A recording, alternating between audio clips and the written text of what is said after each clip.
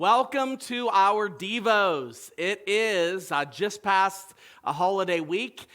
We celebrated Thanksgiving, and we talked about on Sunday the importance of really being able to understand how to approach conflict. Well, here's some considerations about conflict today. When I'm speaking of conflict, I'm mainly speaking of conflict with people that are, you're having an interpersonal problem with.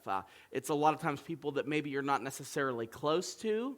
It's not like an ongoing conflict so much as it is something you have to deal with. Think about a coworker. Think about a neighbor. Think about someone that you are seeing that they're doing something that that you don't like what they're doing, and you are trying to figure out how to approach the conflict. Well, here's some considerations. The first one is anger is okay unless it's in the driver's seat. Anger is okay unless it's in the driver's seat. So there's I would say it's probably a bad assumption from Christians that if you are going to be angry, that's somehow sinful, that it's wrong to be angry. Like any type of anger is wrong. And when people operate under that posture, what happens is you get a lot of people who are very, very deeply angry, and they process it in inappropriate ways. Well, when we look at the idea of anger from a biblical standpoint, the Bible never says that it's a sin to be angry.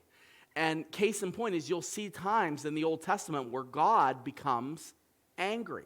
You see him getting angry at the way that he treated, or the way that he was treated by his followers in the nation of Israel specifically.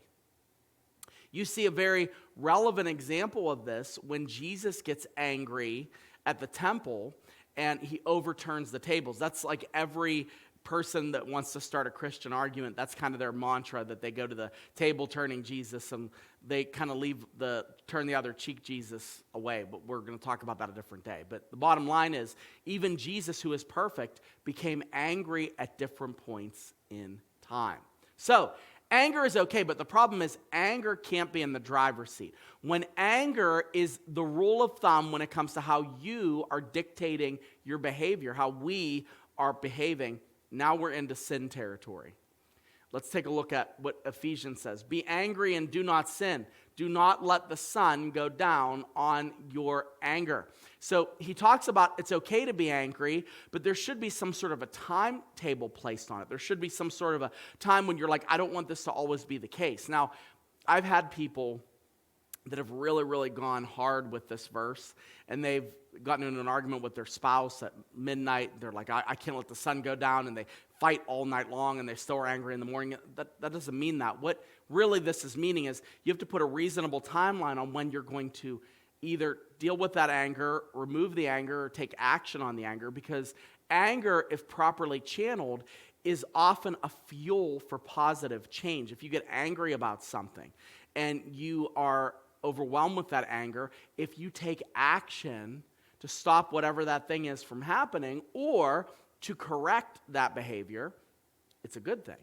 But the problem is, most of us, when we're in a conflict, what we do is we put anger in the driver's seat. And anger turns out to be the default channel that we listen to. So we sin. Don't let anger drive. Anger can be a good passenger. It's not a good driver. And if you behave just solely on responding to the anger and on making sure that you are vindicated in your anger, then you're not really considering how to handle conflict well.